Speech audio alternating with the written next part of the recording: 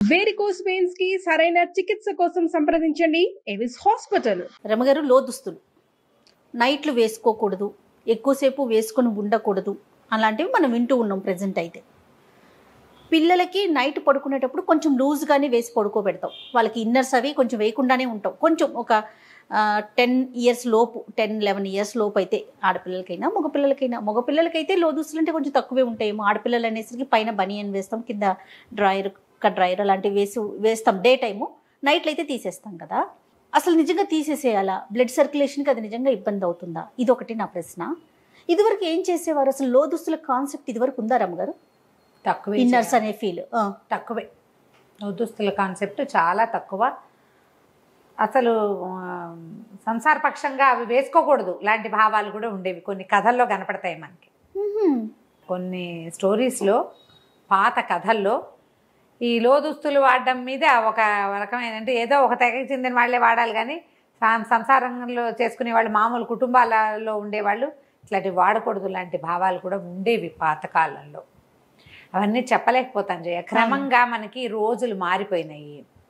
లోదుస్తులు compulsory, cotton తగ్గిపోయి మిగిలిన రకాల దుస్తులు వాడడం మొదలుపెట్టాం. బట్టలు అన్ని రకాలు పల్చటివి, ట్రాన్స్పరెన్సీ ఉంటుంది, పల్చదనం, లోపల భాగాలు కనపడుతూ ఉంటాయి. కనపడకుండా ఉండటానికి, కవర్ చేయటానికి మొదలుపెట్టినవి క్రమంగా అదొక ఫ్యాషన్, స్టైలు, ఒక ట్రెండ్ వేరే రకంగా మారిపోయినాయి. ఇంకా ఇంకా రకరకాల అందులో వైర్స్ ఉన్నవి, ఎక్కువ బాగా బాగుండేవి. ప్యాడెడ్ అని క్లెన్లీనెస్ కోసం మొదలుపెట్టింది, లేదా ట్రాన్స్పరెన్సీని కవర్ చేసుకోవడానికి మొదలుపెట్టింది.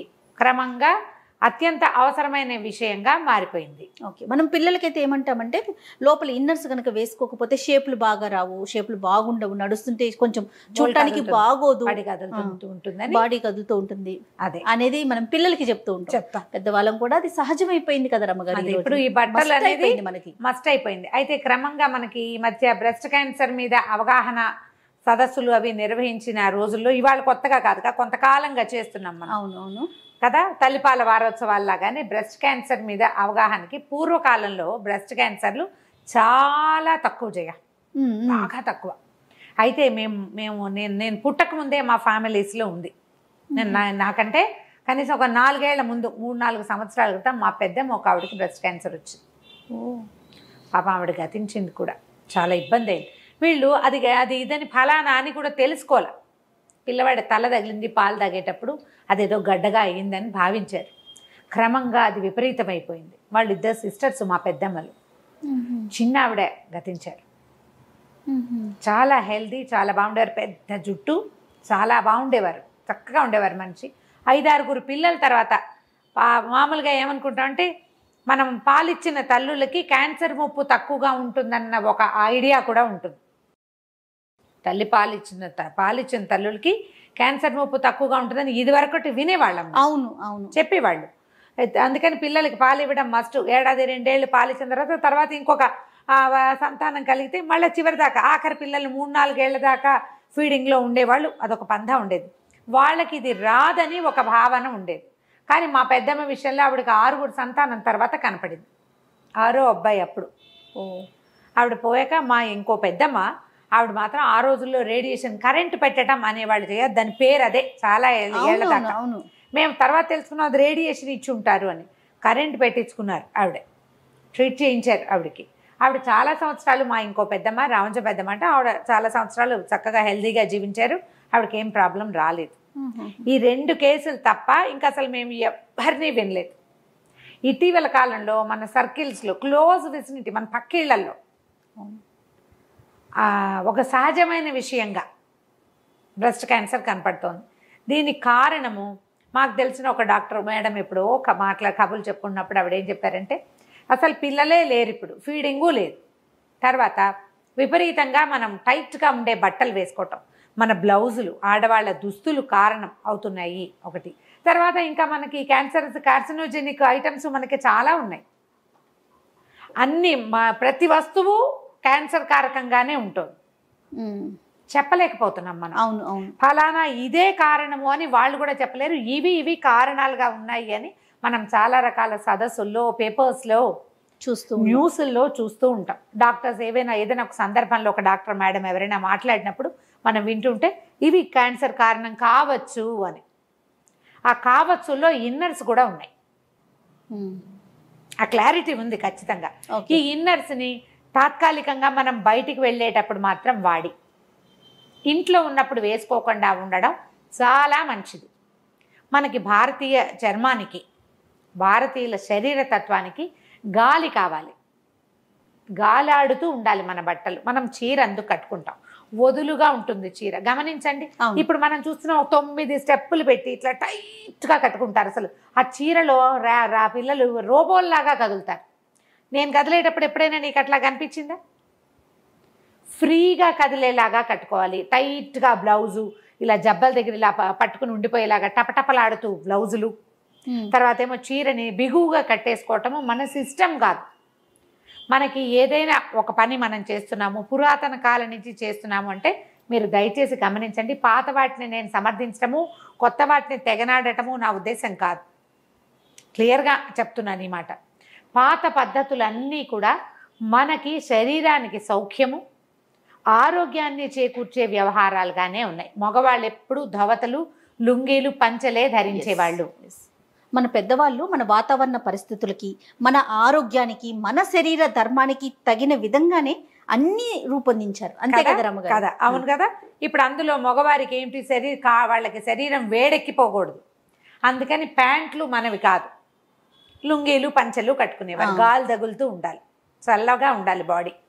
తర్వాత చొక్కాలు, ఇళ్లలో ఉన్నప్పుడు బట్టలు చొక్కాలు వేసుకోకపోవటమే. మీరు పాతకాలం పెద్దవాళ్ళని చూస్తే ఇంట్లో ఉంటే బన్నీలు, టీషర్ట్లు వేసుకోరు. అవును, బయటకు వెళ్ళి ఎవరైనా వచ్చినప్పుడు వేసుకుంటారు. చాలా మంది ఊళ్ళల్లో పెద్దవాళ్ళు భుజం మీద ఒక కండువా వేసుకుని తిరుగుతూ ఉంటారు. చొక్కా కూడా ఉండదు. అది కరెక్ట్. ఇప్పుడు ఎవరు చేస్తారు ఆ పని? ఎవరైనా పై చొక్కా లేకుండా కనబడితే వాళ్ళు సభ్యత లేని వాళ్ళుగా తోస్తారు. మనకి సభ్యత లేదు వాళ్ళకి. ఇప్పుడు ఆడవాళ్ళ దుస్తులు ఏమైనా ఇది వరకు చీరలు కట్టాం. చిన్నపిల్లలకి ఓ పరికిని, ఓ జాకెట్టు వేసేవాళ్ళు. ఇన్నర్సు అంత మస్ట్ కాదు, చిన్నపిల్లలకి అంత మస్ట్ కాదు. ఏదో చిన్న లాగు, గాలి ఆడే కాళ్ళ లాగులే. ఈ కట్టుండే ఏమంటారు ప్యాంటీస్ అప్పుడు ఉండేవి కాదు. అంత క్లోజ్గా ఉండకూడదు. ఈ క్లోజ్గా ఉండవలసిన సమయాలు కేవలం పీరియడ్స్లోనూ అప్పుడు మాత్రమే. అదర్వైజ్ కొంచెం లూజ్గా ఉన్నవే ఉండేవే వాడుకోవాలి. ఇది వరకు పద్ధతి అది. అది ఎందుకు చెప్పేవాళ్ళు అంటే, ఎందుకు అప్పుడు ఇవి లేవు కదా, ఈ పరిస్థితులు లేవు. ఇప్పుడు మనకి పరిస్థితులన్నీ కార్సినోజెనిక్ పరిస్థితులు ఉన్నాయి. దాంతోపాటు మన దుస్తులు కూడా అలాంటివే. కాదు రమ్మగారు, ఇదివరకు కొంచెం కాటన్ వేసుకునేవారు, పై వస్త్రం మందంగా ఉండేది, లోపల ఉన్న పార్ట్స్ కనిపించేవి కాదు. ఇప్పుడు పరిస్థితి అట్లా లేదు కదా, ప్రతిదీ పల్చగా కనిపిస్తుంది. దానివల్ల ఏమవుతుంది, లోపల ఉన్న ఇన్నర్ పార్ట్స్ ఎక్కడ కనిపిస్తాయోనని లో దుస్తులు ఇన్నర్ వేసి మనం వేసుకోవాల్సి వస్తుంది. ప్యాంటీస్ కావచ్చు, పైన అప్పరగా కావచ్చు, పెట్టికోట్స్ కావచ్చు, ఏదైనా కానీ. ఏదైనా మనం రాత్రిళ్ళు కనీసం, పగళ్ళు ఇళ్లలో ఉన్నప్పుడు, మనం ఇంట్లో ఉన్నాము, తేలిగ్గా ఒక కాటన్ బ్లౌజు, సింపుల్ కాటన్ చీర కట్టుకోవచ్చు కదా. పిల్లలో లంగా, ఒక జాకెట్ వేసుకోవచ్చు కదా. ఆ లోపల వేసుకునేవి కూడా కాటన్వి ఎందుకు మనం ట్రై చేయకూడదు? కొంత బెటర్ అంటారా? కొంత బెటర్, కాటన్వి కొంత బెటర్. ఇప్పుడు 2 పొరలుగా ఉంటుంది, లోపల ఒక ఏమంటారు దాన్ని, మన పెట్టికోట్ లాంటిది వేసుకుంటారు. డ్రెస్సుల్లో కూడా వేసుకోవచ్చే హాయిగా. పైన ఉన్న డ్రెస్ ఎలాగో ఉండనే ఉంటుంది. డ్రెస్ వేసుకుంటారు, ఇప్పుడు చొక్కాలు వేసుకుంటున్నారు, టీ షర్ట్స్ వేసుకుంటున్నారు, ఏవో ఒకటి. వాళ్ళు ఏవి వేసుకుంటే చీరలే కట్టుకోండి అంటే ఎవరు కట్టుకుంటారమ్మా చెప్పు? అది కష్టమే కదా, అది చేయలేరు, చెయ్యలేం. కానీ మనం చేయగలిగే కొన్నిటిని మనం మార్చుకుంటే కొంచెం, ఇది దీనివల్ల పూర్తిగా ఇది రాదు అని చెప్పలేరు, వాళ్ళు కూడా చెప్పలేరు, డాక్టర్లు కూడా. కానీ ఇది ఒక అవకాశం. నైట్ మాత్రం మాక్సిమం లూజ్గా వదులుగా ఉండేవే కానీ, గాలి ఆడేవే వేసుకోవాలి. కానీ ఇన్నర్స్ టైట్గా ఉండేవి, లోపల భాగాల్ని బిగువుగా పట్టి ఉంచేవి, కదలికలకి వీలు లేకుండా ఎలాస్టిక్ ఒరుసుకుపోయేలాగా ఇలా వేసుకోవద్దు. ఇట్లా వేసుకోకూడదు. పిల్లలకి వేయబోకండి. చిన్నపిల్లల్లో కూడా ఇవాళ రేపు చాలా రకాల సమస్యలు కనపడుతున్నాయి. ఈ స్కిన్ ర్యాషెస్ వస్తాయి, ఎలాస్టిక్స్ సూట్ కావు, కొంతమందికి దాన్ని ఏమంటారు ఆ హౌజరీ మెటీరియల్ కూడా సూట్ కాదు. ఇప్పుడు కొత్త రకాలు వచ్చినాయి, ఇందులో కూడా ఎలాస్టిక్ లేని రకాలు. అవునవును, ప్యూర్ కాటన్లోనే కొంచెం హౌజరీ టైప్లో చేస్తున్నారు, అవి ప్రిఫర్ చేయండి. 1కి 2 వేసుకుంటే అంత కదలిక కనపడకుండా ఉంటుంది. ఎలా ఉందో దాని పదార్థం తాలూకు వైశాల్యము అది కనిపించకుండా ఉంటుంది, సరిపోతుంది. అలా చేయొచ్చు. ఈవెన్ పెద్దవాళ్ళు కూడా అది ప్రిఫర్ చేయొచ్చు. ఇది వరకు ఏం చేసేవాళ్ళు, ఏదో కాటన్ చెప్పుకుని రవికలు వేసుకునేవాళ్ళు. రవిక అంటే ఐడియా ఉందా మీకు? ముడి వేసుకునేవాళ్ళు. బ్లౌజులకి హుక్స్ ఉండేవి కాదు, క్రాస్ బెల్ట్ ఉండేది కాదు బ్లౌజ్కి. ఫ్రంటా బ్యాక్? ఫ్రంటే. బ్యాక్ ముడేమో శకుంతల నాటి కాలం నాటివి. ఓకే. సనవల్కలం అనేవాళ్ళు దాన్ని. వెనకాల ఇంకొకళ్ళు ముడేయాలి, రెండో వాళ్ళు సహాయం చేసేవి. పాతకాలం ఎప్పటిదో పూర్వకాలపు గాథల్లో తనవలకలము ఒక వస్త్రాన్ని ఫ్రంట్ నుంచి బ్యాక్కి తీసుకెళ్లి వెనకాల వీటి మీద ముడేయటం ట్రై చేసేవాళ్ళు. అది పాతది. క్రమంగా మనకి ముందుకు వేసుకోవటము, ఎవరి వస్త్రాన్ని చేతులు ఇవన్నీ బాడీ అంతా ఉంటుంది కానీ జస్ట్ మామూలే వేసుకోవటము, టై చేయటమే. దానికి హుక్స్ ఉండవు. అది కొంత బెటర్ అంటారా? ఇది కొంచెం బెటరు. పడుకునేటప్పుడు మూడు వదులు చేసుకుంటే కాస్త గాలాడుతుంటుంది, ఒంటి మీద బట్టలు ఉంటాయి, గాలాడుతుంది. పాత పద్ధతి, పాతకాలపు సినిమాల్లో కూడా ఇవి కనిపిస్తాయి. క్రమంగా మనం ఏంటంటే ప్యాడెడ్ చేయటము, వాటికి ప్యాడ్స్ వేయటము, వాటికి క్రాస్ బెల్ట్ వేయటము, దాన్ని టైట్గా చేయటము, బాగా నీట్గా కనపడేలాగా చేయటం, ఇవన్నీ మంచివే. కాలక్రమాన మనం 100 నేర్చుకుంటాం. నేర్చుకున్న ప్రతిదీ మన తాలూకు ప్రజెంటేషన్ బాగుండేలాగానే ఉంటాయి. ఇది మనకి హెల్త్ పరంగా ఏమైనా ఇబ్బంది పెడుతుందా అనేది ఒక క్వశ్చన్ ఎవరికి వాళ్ళు వేసుకోండి. కొంత వయసు వచ్చాక 40s దాటాక తప్పకుండా మామోగ్రామ్ తీయించుకోవాలని చెప్తున్నారు. మామోగ్రామ్ తీస్తే ఏమైనా బ్రెస్ట్లో టిష్యూస్ వాచనే మనం సొంతంగా చెక్ చేసుకునేది కూడా ఇవి కనిపిస్తున్నాయి. ఎట్లా బ్రెస్ట్ చెక్ చేసుకోవాలి, శరీరంలో వస్తున్న మార్పులు, ఎక్కడైనా మచ్చలు, పెద్ద పెద్ద కాయలు లాంటివి వస్తున్నాయా, అలాంటివి మనం అబ్జర్వ్ చేయాలి. మనని మనం చూసుకోవాలి. ఈ బట్టల వల్ల ఏదైనా ఇబ్బంది వస్తుందా, టైట్గా కట్టుకోవడం వల్ల ఏమైనా చర్మానికి ర్యాషెస్ లాంటివి వస్తున్నాయా, దురద పుడుతుందా, పిల్లల్ని కూడా అబ్జర్వ్ చేయండి. ఎందుకంటే ఈ రోజున మనం ఏం చెప్పలేకపోతున్నాం. అవునండి, ఈ రోజు హెల్తీగా కనిపిస్తున్నారు, రేపటికి చూస్తే ఏదో చెప్పేస్తున్నారు. ఎంత భయం అనిపించేస్తుంది రమ్మగారు. అవును. పైగా మన కుటుంబాల్లో ఎక్కడైనా క్యాన్సర్ ఇవి ఉంటే కనుక ముందు తరాల్లో తాతలో, నాయనమ్మలో, అమ్మమ్మలో ఎవరైనా ఉంటే తప్పకుండా 40 దాటాక బ్రెస్ట్ చెక్ చేయించుకోవాలి ఎప్పటికప్పుడు. లేకపోతే అది చాలా సులువుగా వచ్చేస్తుంది. ఆ క్యాన్సర్ ట్రేసెస్ ఉంటే అవి తీసేయటము ఏదో చేస్తారు. దాన్ని అంతదాకా వెళ్ళే బదులు మనం రోజువారీ జీవిత విధానంలో కొన్ని మార్పులు చేసుకోవచ్చు కదా. అవును. ప్యాంటీస్ కాటన్వి ప్రిఫర్ చేయండి. ఎప్పటికప్పుడు పాడైనవి సంవత్సరాల తరబడి వాడద్దు. తర్వాత ఏమో ఈ వైర్లు ఉన్నవి, ఇలాంటివి ఇన్నర్స్, టాప్ వైర్స్ వాడబోకండి. ఒకవేళ వాడినా తాత్కాలికంగా ఇంటికి రాగానే మేకప్ తోటి చేసుకున్నట్టుగా ఇన్నర్స్ మార్చేసుకోవాలి. ఎక్కువ గంటలు ఒకే బట్టలతోటి ఉండబోకండి. ఇన్నర్స్ తోటి ఉండద్దు. ఇన్నర్స్ శుభ్రంగా ఉండకపోతే చర్మానికి కూడా చాలా సమస్యలు వస్తాయి. టైట్గా ఉండకూడదు. ఇప్పుడు ఇవి ఒకళ్ళు చెప్పక్కర్లేదమ్మా. అవును, డాక్టర్లే చెప్పక్కర్లేదు. మనకి మనం ఆలోచించుకోవాలి కదా. చెమటలు పడతాయి, మనం ఏదైనా పెర్ఫ్యూమ్స్ వేసుకుంటాము, దాని ట్రేసెస్ ఉండిపోతాయి. పౌడర్ రాసుకుని బట్టలు వేసుకునే అలవాటు ఉంటుంది కొంతమందికి.